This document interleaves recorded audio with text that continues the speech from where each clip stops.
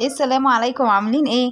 قبل ما نبتدي الفيديو ونشوف الكفتة الجميلة اللي طالعة لونها اخضر كده ومتماسكة وبجد بتزيد معايا وبتنفش وطعمها تحفة.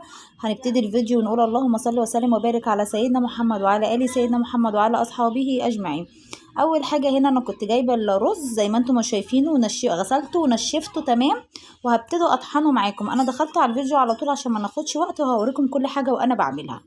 تمام. هنا انا حطيت الرز زي ما انتم ما شايفينه في المطحنه، وهطحنه كده زي السكر. هنا زي ما انتم ما شايفينه انا كنت طحنته. هبتدي احط في الكبه البصل والثوم. تمام. هنا البصل والثوم معايا، واحط عليهم البقدونس والخضره، بقدونس وشبت وبقدونس وشبت وكزبره مع بعض. ماشي. هحط شويه شويه كميات بس عشان هقدر افرمهم جامد قوي زي اللي بجيبها من بره. احنا بره بنعملها بالكفتة الجملي، دي لحمة مفرومة بلدي عادية خالص. تمام. هحط حبة حبة زي ما انتم شايفين، حطيت اللحمة وحطيت الخضرة، هفرمهم بس مع بعض كده حبة حبة مع بعض. تمام. هنا انا فرمتها، هنزل عليهم بالرز. بجد انا عملتها في البيت، طعمها تحفة وريحتها جميلة جدا، والتوابل والحاجة مظبوطة معايا. تمام. اي نوع الكميه، نص كيلو ربع كيلو اللي انتوا عايزينه بنحط عليه الرز، يعني بص يعني بنظريتك كده، النظريه بتاعتك. تمام. هنا دي كانت كوبايه رز، وهنا يعني انا كنت واخده من الخضره كل حزمه خضره واخده منهم شويه، يعني مش واخده الحزمه كلها، شويه شويه شويه كده يعني، فاهم. هنا حاطه مرقه دجاج وملح وكزبره برضو وكمون وبابريكا. تمام. هضربهم مع التوابل كلها، وهي ديت التكه البسيطه اللي بقول لكم عليها، اللي هي البيكنج باودر. بجد بتزود معايا الكميه.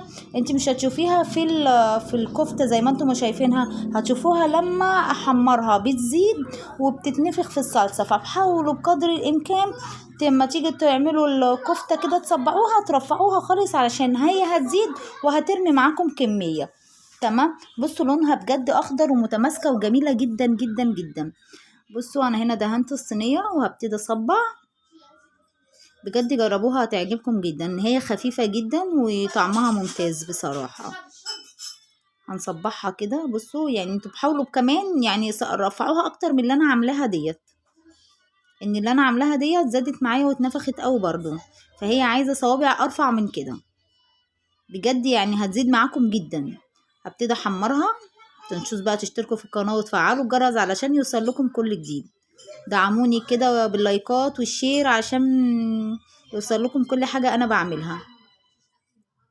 ولو في اي تعليق يا ريت تردوا عليا في التعليقات كده عشان اعرف ان انتوا معايا.